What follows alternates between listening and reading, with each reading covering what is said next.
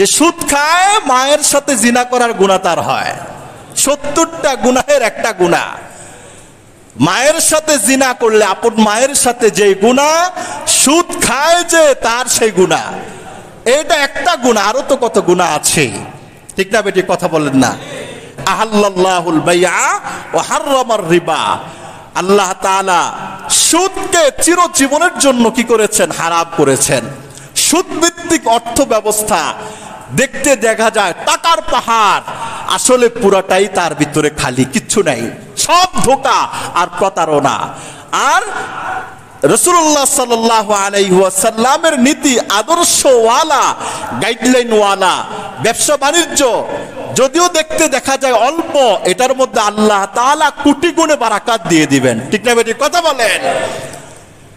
আল্লাহু আকবার।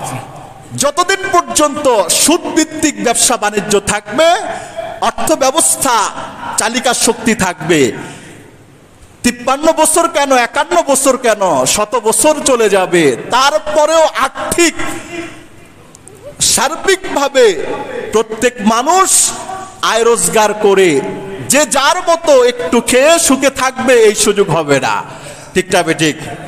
আর যদি সুদের বাণিজ্য তৈরি করে দেওয়া হয়, সুদখোর জাহান্নামে যাবে। আল্লাহ তাআলা বলেছেন উলাইকা আসহাবুন নার, ঘুষখোর জাহান্নামে যাবে। সুদের টাকা হালাল না হারাম? কথা বলেন না যে সুদের টাকা হালাল না হারাম?